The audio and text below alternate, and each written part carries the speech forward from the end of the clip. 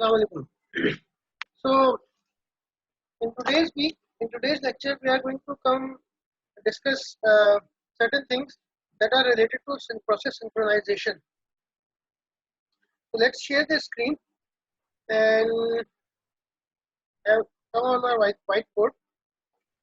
So, main thing that we are going to discuss today are semaphores, right? Semaphores. So, what are semaphores? First, we need to define what are semaphores, and then we will discuss what are their uses in process synchronization.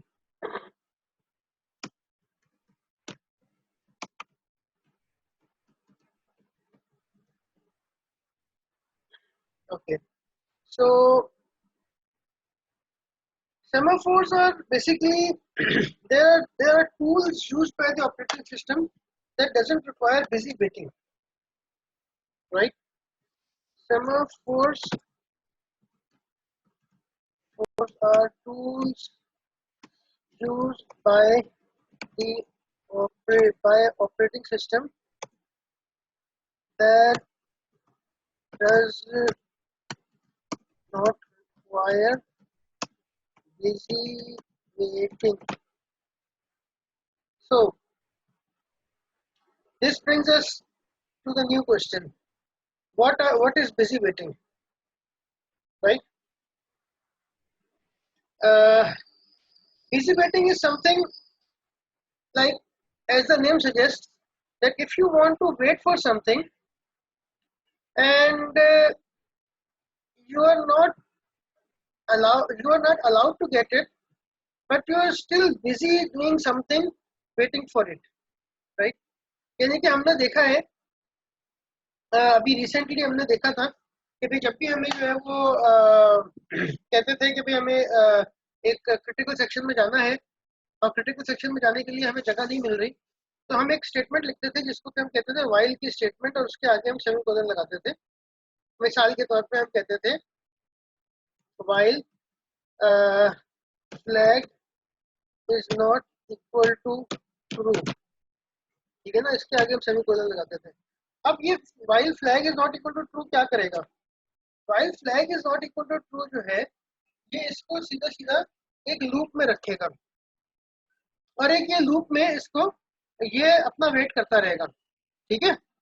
अब loop में जब ये wait करता रहेगा, तो अब आप यहाँ पे नोट करें कि ये जो आपकी स्टेटमेंट है, जब भी ये वाला प्रोसेस इसको जब भी इस प्रोसेसर पे जगह मिलेगी, ये इसी स्टेटमेंट को रन करता रहेगा, यानी कि ये जो आपकी स्टेटमेंट है इस कंडीशन को चेक करता रहेगा। तो ये कंडीशन चेक करना भी एक जो है वो स्टेटमेंट होती है। अब अगर कंडीशन चेक करता रहेगा बार बार, तो ज़ाहिर है प्रोसेसर के ऊपर से जगह मिली, उसने कंडीशन चेक की, उसकी कंडीशन ट्रू नहीं थी तो वहां पे वापस आ गया, फिर उसे प्रोसेसर पे जगह मिली, फिर उसने दोबारा से कंडीशन चेक की, तो इसको हम कहते हैं बिजी वेटिंग, ठीक है। इसको हम कहते हैं this is busy waiting.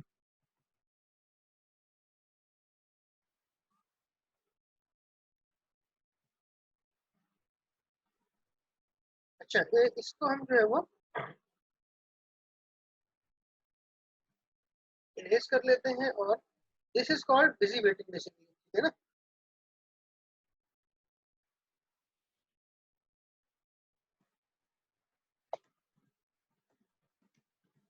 Busy waiting और स्पिन लॉक्स।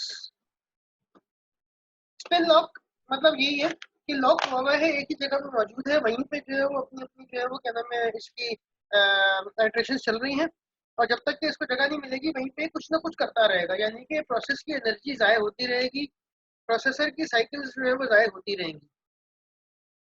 इसके लिए हम लोग जो है वो यूज करते हैं semaphores to avoid busy waiting, ठीक है ना। बिजी वेटिंग को अवॉइड करने के लिए हम सेमाफोर्स यूज करते हैं, और ये हमने लिखा भी है यहाँ पे, और इसको जो है वो हम जो है वो कहते हैं कि भाई ये इसको स्पिन लॉक्स भी कहते हैं, ठीक है। अच्छा, अब एक बात याद रखिएगा कि आप हमेशा जब भी ऑपरेटिंग सिस्टम की बात करेंगे तो उसके अंदर हमेशा ऑपरेटिंग सिस्टम के लेवल के ऊपर तो ये सेमाफोर इम्प्लीमेंट होता है, लेकिन जो असाइनमेंट्स हम करेंगे उसके अंदर हम semaphore as it is implement नहीं कर पाएंगे।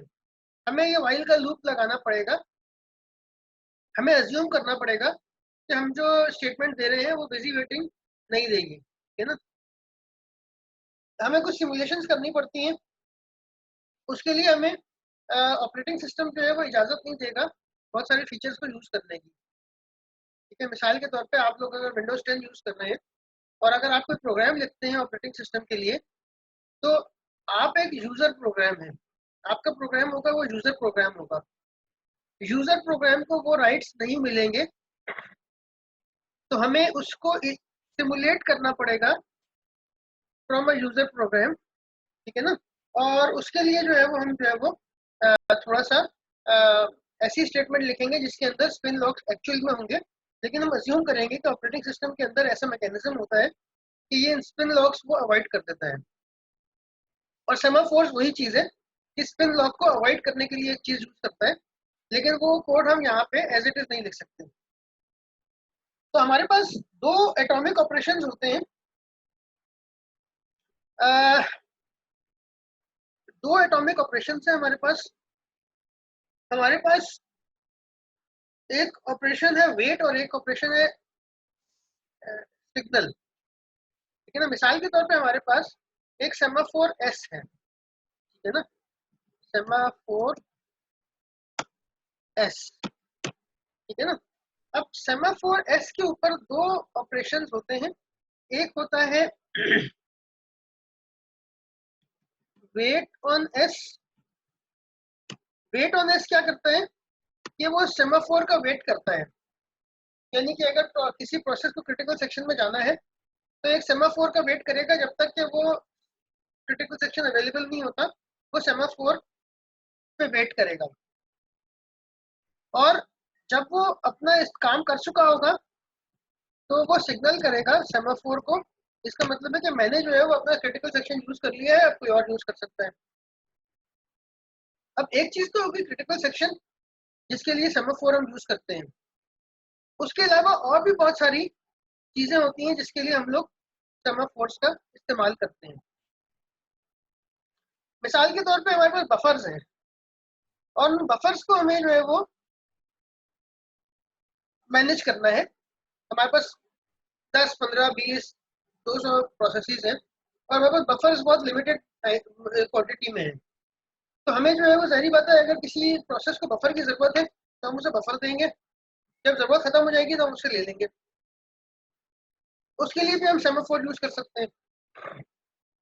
इसी तरीके से हमारे पास अगर किसी प्रोसेस को किसी फाइल में राइट करना है तो इस बात से बचने के लिए कि दो प्रोसेसेस एक वक्त में एक ही फाइल में राइट कर दें, हम क्या करते हैं, हम सेमाफोर का इस्तेमाल कर सकते हैं। यानी कि कोई भी रिसोर्स हो ऑपरेटिंग सिस्टम की, it can be used for any resource of an operating system, है ना। तो यहाँ पे हम लिख भी लेते हैं semaphores can be used for any resource of the operating system. Semaphores can be used for any resource of the operating system, ठीक है ना। किसी भी रिसोर्स के लिए हम सेमाफोर का इस्तेमाल बआसानी कर सकते हैं। अच्छा, अब ये क्या चीज है, वेट क्या है और सिग्नल क्या है। वेट और सिग्नल कुछ भी नहीं है, बहुत सिंपल से मेथड से मैं यहाँ लिख भी देता हूँ। वेट ऑन एस का मेथड अगर मुझसे कहा जाए लिखने को तो मैं कहूँगा वेट ऑन एस का मेथड कोई इस तरह का होगा कि मैं कहूँगा कि while s is less than or equal to 0, ये अपना वेट करता रहे सेमाफोर के ऊपर, और फिर जब s जो है वो लेस देन और इक्वल टू 0 हो जाए तो s को जो है वो माइनस माइनस करे और फिर चला जाए। यानी कि s की वैल्यू अगर पॉजिटिव में होगी, नॉन नॉन जीरो या पॉजिटिव में होगी, तब तक ये वेट करेगा, तब तक ये इसका मतलब है कि रिसोर्स फारिग नहीं है। आई एम सॉरी, जब तक एस की वैल्यू 0 या उससे कम होगी, 0 या नेगेटिव में होगी, तब तक वो वेट करेगा। इसका मतलब ये है कि देर आर 0 रिसोर्सेज लेफ्ट। तो जब रिसोर्स है ही नहीं तो वो इसको इस्तेमाल कैसे करेगा, तो उस पर वो वेट करेगा यहाँ पे, और उस पर वेट करने के बाद जब वो वहां से वेट खत्म होगा, रिसोर्स फ्री हो जाएगी, रिसोर्स की वैल्यू 1 हो जाएगी, तो ये एस माइनस माइनस करेगा और फिर जो है वो उसको वेट कर लेगा, सेमाफोर को यूज कर लेगा। इसी तरीके से सिग्नल एस भी बहुत ही सिंपल सा प्रोसीजर है, ठीक है ना। अगर मैं सिग्नल एस मुझे लिखना हो तो मैं कहूँगा भाई सिग्नल एस करने के लिए मैं क्या करूँगा, मुझे सिंपल सा काम करना है, मुझे एस के अंदर इंक्रीमेंट कर देना है और मेरा काम खत्म हो गया। मतलब ये कि मैंने सेमाफोर को एक्वायर किया हुआ था, मैंने सेमाफोर को पकड़ा हुआ था, अब मुझे उसकी ज़रूरत नहीं है, तो मैंने एस प्लस प्लस कर दिया। यानी कि अगर पहले 0 इंस्टेंसेस ऑफ द सेमाफोर, अगर उस सेमाफोर के 0 इंस्टेंसेस अवेलेबल थे, तो अब एक इंस्टेंस अवेलेबल हो गया। मिसाल के तौर पे अगर बफर्स की हमने बात की, तो 50 बफर्स अगर हमारे पास हैं और पहले कोई भी अगर अवेलेबल नहीं था, मैंने अगर एक बफर फ्री कर दिया तो अब एक बफर अवेलेबल हो गया। अब अगर एक और प्रोसेस आता है तो एक और बफर को फ्री कर देता है, तो 2 बफर अवेलेबल हो जाएंगे। इस तरीके से ये सेमाफोर्स जो है वो मैनेज होते हैं। यानी कि सेमाफोर्स जो है वो उसके अंदर न सिर्फ ये कि रिसोर्स की बात होती है, बल्कि उसके रिसोर्स के इंस्टेंसेस की बात भी होती है। कोई रिसोर्स ऐसी हो सकती है जिसका एक इंस्टेंस हो, कोई रिसोर्स ऐसी हो सकती है जिसके 200 इंस्टेंसेस हो, कोई रिसोर्स ऐसी हो सकती है जिसके 50 इंस्टेंसेस हो। तो एस जो है वो नंबर को रिप्रेजेंट करता है कि कितने इंस्टेंसेस हैं। अब ये दोनों जो ऑपरेशंस हैं, these are both atomic operations. ये बात याद रखिएगा, वेट एंड एस दोनों जो है ना, ये एटॉमिक ऑपरेशंस हैं। एटॉमिक ऑपरेशन क्या होता है? एटॉमिक ऑपरेशन ये होता है, these are atomic operations. Atomic operation is an operation which either completes in its entirety or is rollback. ठीक है, एटॉमिक ऑपरेशन को हमें थोड़ा सा यहाँ पे लिख भी लेते हैं डिफाइन करने के लिए। An operation that either complete in its entirety or is rolled back। ठीक है, यानी कि एक ऑपरेशन है, या तो वो अपनी पूरी एंटायरिटी में चलेगा या फिर वो बिल्कुल भी नहीं चलेगा। ऐसा नहीं हो सकता एटॉमिक ऑपरेशन के अंदर कि आधा चल गया और आधा नहीं चला। एग्जाम्पल आपकी जो है वो बहुत सीधी सादी एग्जाम्पल है। आ, उसको हम कहते हैं ATM machine, automated teller machine. ठीक है ना।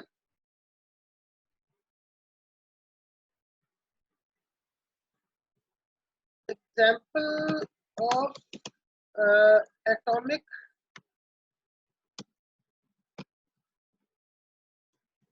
Is automated teller machine. Automated teller machine है वो इसकी बहुत परफेक्ट एग्जाम्पल है। ठीक है ना, इसकी बहुत परफेक्ट एग्जाम्पल है कि या तो आप जब पैसे निकालने जाते हैं, अपना एटीएम कार्ड डालते हैं, तो आपका ट्रांजेक्शन या तो पूरा कंप्लीट होता है, यानी कि आपके अकाउंट से पैसे डिडक्ट हो जाते हैं और आपको पैसे मिल जाते हैं। और अगर आपको पैसे नहीं मिल सकते तो आपका पूरा ट्रांजेक्शन रोल बैक होता है और वापस अपनी ओरिजिनल स्टेट में चला जाता है। तो this is called as atomic operation. अच्छा, अब हम सेमाफोर जो है वो यूज कर सकते हैं, हमने पहले भी यूज किया है। कि भाई हम जो है वो अगर दो प्रोसेसेस हैं उसका क्रिटिकल सेक्शन में हमें जाना है तो हम सेमाफोर का इस्तेमाल कर सकते हैं, और ये हमने किसी हद तक किया भी है। हमने डिफाइन नहीं किया था जब तक, लेकिन हमने किया था। और हम सेमाफोर को यूज कर सकते हैं एन प्रोसेसेस, यानी कि जितने भी नंबर ऑफ प्रोसेसेस हैं सबके क्रिटिकल सेक्शन में जाने के लिए हम सेमाफोर का इस्तेमाल कर सकते हैं। अगर एक वक्त में एक ही सेमाफोर में जा सकता है, इसका मतलब ये है कि हमारे पास उस सेमाफोर का इंस्टेंस एक होगा। क्रिटिकल सेक्शन में कोई अगर एक वक्त में एक जा सकता है तो इसका मतलब उसका इंस्टेंस एक ही है, ठीक है। और अगर जिस तरह हमने बफर की एग्जांपल दी कि हमारे पास 50 बफर्स हैं और अगर 50 जा सकते हैं एक वक्त में, तो हम कहेंगे कि ठीक है, इसका मतलब है कि हमारे पास ये काउंटिंग सेमाफोर है, ये इसके अंदर 50 इंस्टेंसेस हो सकते हैं, बिल्कुल हो सकते हैं, ठीक है। अब बहुत सिंपल सी चीज है, हम जो है वो इसका लिख लेते हैं कि हम एन प्रोसेसेस को अगर क्रिटिकल सेक्शन में जाना है तो कैसे जाएंगे। तो using semaphore on critical section of n processes, ठीक है। यूजिंग सेमाफोर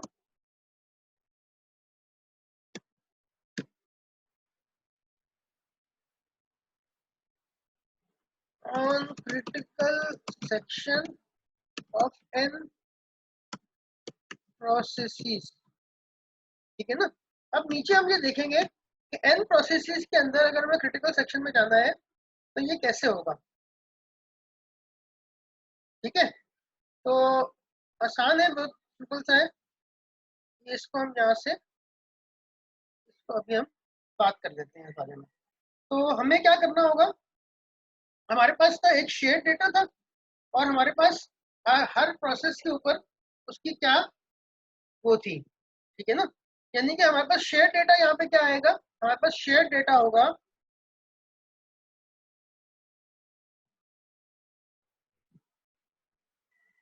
हमारे पास शेयर डेटा आएगा सेमाफोर म्यूटेक्स,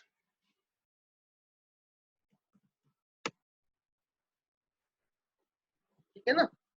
ये हमारे पास शेयर डेटा है और this can be N integer, basically ये एक इंटीजर होगा। सेमाफोर को हमने इसलिए लिख दिया यहाँ पे, सेमाफोर का वर्ड हमने इसलिए लिख दिया है ताकि हमें आइडिया रहे कि ये इंटीजर का क्या मतलब है। ये बेसिकली एक सेमाफोर एक इंटीजर होता है। आप इनिशियलाइज इसको अगर 5 करेंगे तो इसका मतलब है कि 5 इंस्टेंसेस हैं आपके पास रिसोर्स के, और अगर आप इनिशियलाइज इसको 1 करेंगे तो इसका मतलब रिसोर्स का एक ही इंस्टेंस मौजूद है, ठीक है। तो this is basically N integer, ठीक है।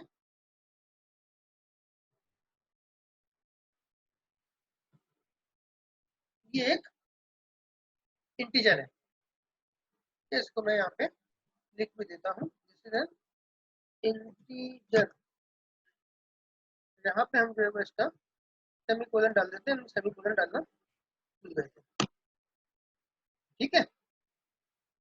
अब इसके अंदर प्रोसेस पी आई के ऊपर क्या होगा, ये हम यहाँ पे लिख देते हैं।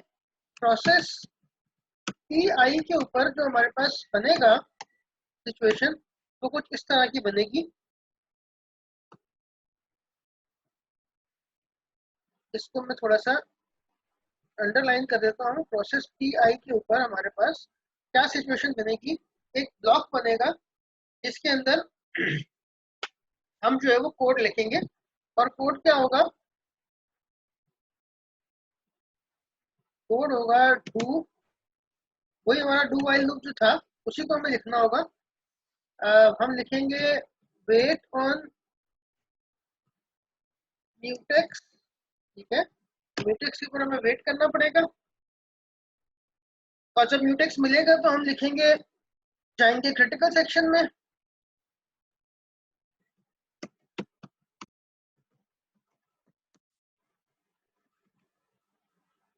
और उसके बाद हम कहेंगे सिग्नल ऑन म्यूटेक्स, यानी कि क्रिटिकल सेक्शन से बाहर आ जाएंगे तो म्यूटेक्स को हम फ्री कर देंगे, और फिर हम रिमाइंडर सेक्शन में जाएंगे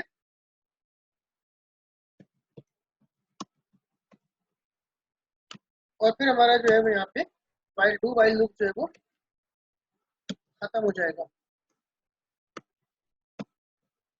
ठीक है, ये वो चीज कोड है जो हमने लिखा है किसी भी प्रोसेस को क्रिटिकल सेक्शन में जाने या निकालने के लिए। अब हमने पहले क्या किया था, हम पहले क्या कर रहे थे कि हम फ्लैग का वेरिएबल हम खुद से मैनेज कर रहे थे।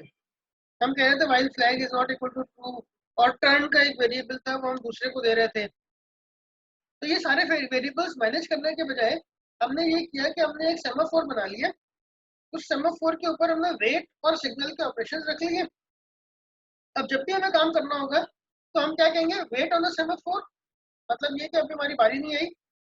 जब वेट खत्म हो गया सेमाफोर के अंदर, मतलब यानी कि वेट जब खत्म होगा इसका मतलब हमें वो क्रिटिकल सेक्शन में जाने की इजाजत मिल गई है या रिसोर्स को यूज करने की इजाजत मिल गई है।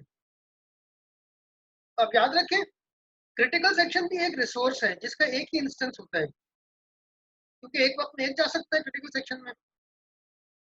इसी तरीके से क्रिटिकल सेक्शन के अलावा भी बहुत सारी रिसोर्सेज होती हैं ऑपरेटिंग सिस्टम में जिनके एक से ज्यादा इंस्टेंसेस हो सकते हैं।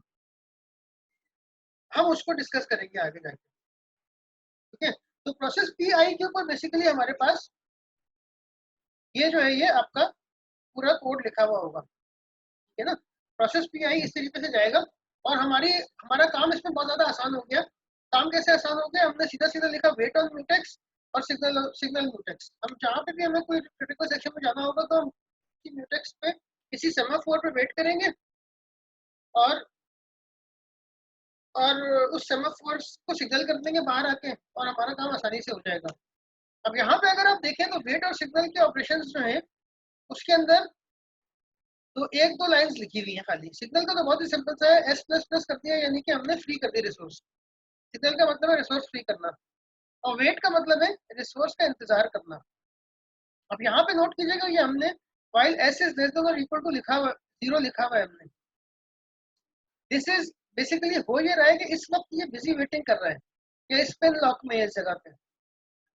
लेकिन ऑपरेटिंग सिस्टम के पास अपने मैकेनिज्म होते हैं कि वो वेट को इस तरह इम्प्लीमेंट करे कि बिजी वेटिंग ना करनी पड़े।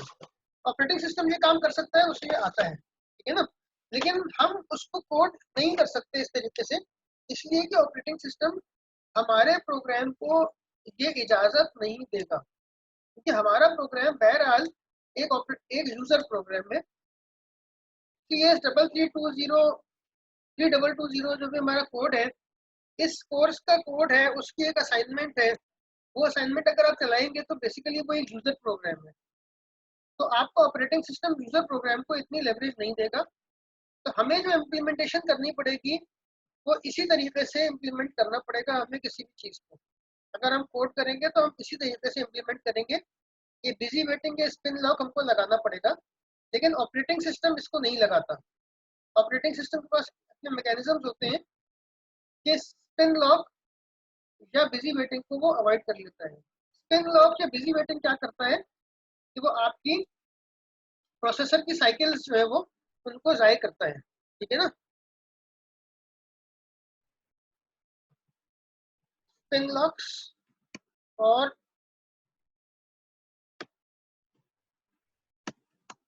Busy waiting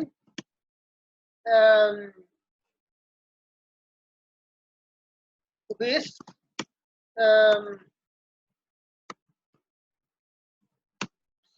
pressure CPU cycles.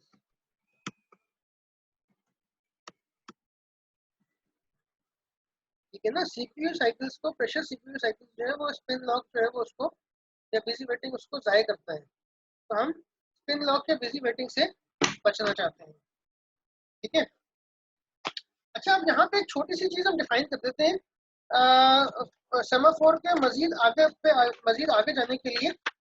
तो उसके बाद हमारा जो है थोड़ा सा आसान हो जाएगा। एक चीज़ होती है deadlock.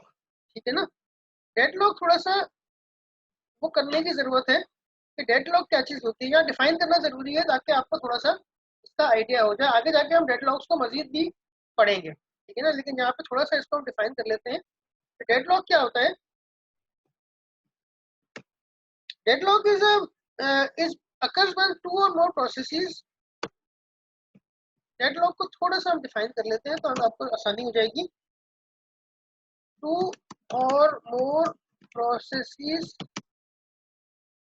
waiting indefinitely for an event that can be caused by only one of them. ठीक है ना. यानी कि कोई ऐसा इवेंट है जिसके लिए दो या उससे ज्यादा प्रोसेसेस जो है वो वेट कर रहे हैं, waiting for an event which can only be caused by one of the waiting processes.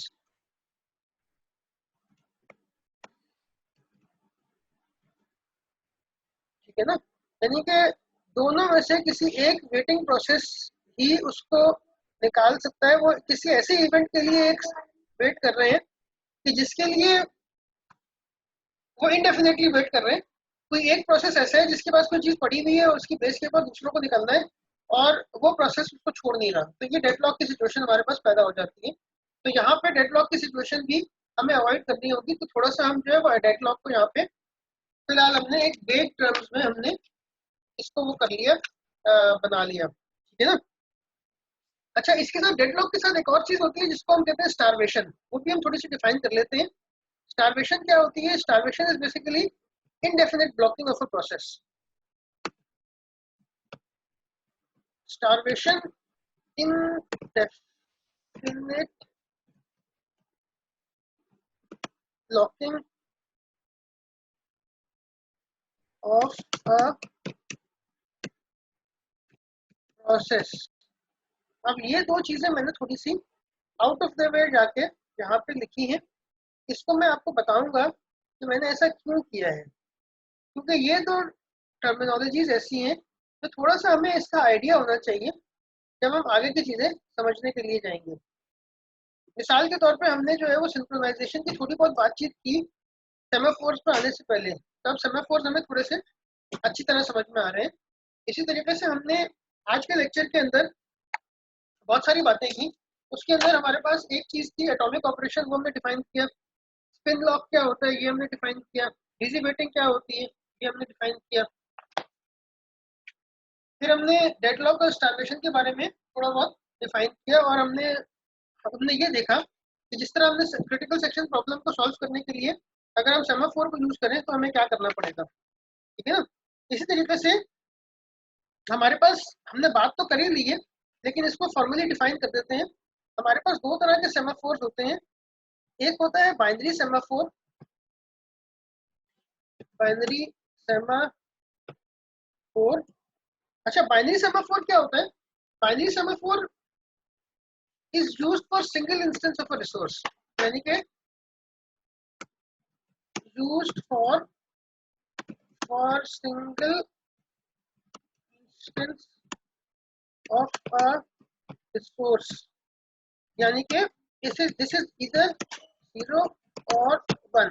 यानी कि ये 0 और 1 है. मिसाल के तौर पे अगर कोई रिसोर्स ऐसी है जिसका सिर्फ एक ही इंस्टेंस है, हमारे एक ही इंस्टेंस मौजूद है, तो इसका मतलब ये है कि हम बाइनरी सेमाफोर यूज करेंगे.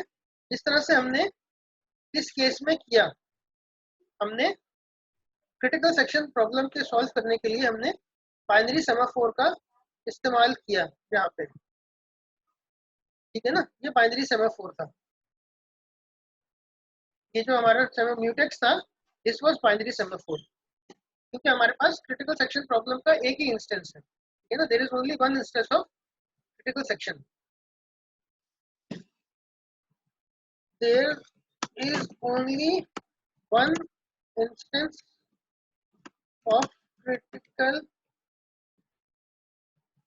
section. ठीक है ना. क्रिटिकल सेक्शन का एक ही इंस्टेंस है, तो हमने यहाँ पे बाइनरी सेमाफोर यूज किया. अब हमारे पास दूसरी चीज होती है जिसको हम कहते हैं काउंटिंग सेमाफोर.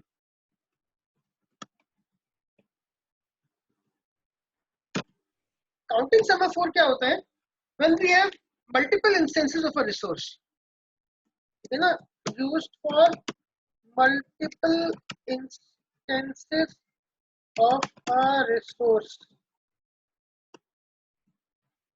यानी कि मल्टीपल इंस्टेंसेस अगर हमारे पास होते हैं रिसोर्स के, तो उसके लिए हम काउंटिंग सेमाफोर्स का इस्तेमाल करते हैं. It can be N integer between of any number. It can be initialized to integer of any number. Counting semaphore can be initialized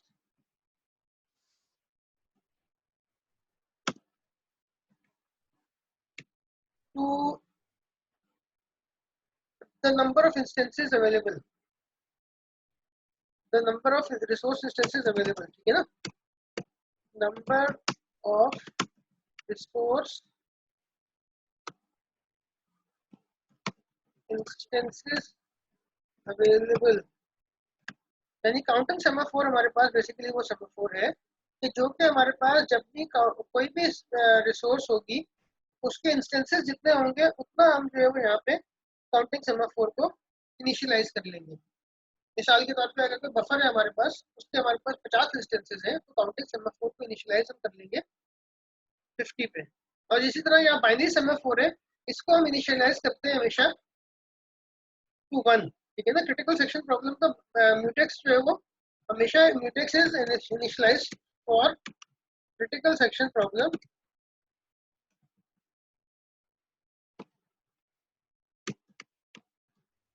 is initialized to 1.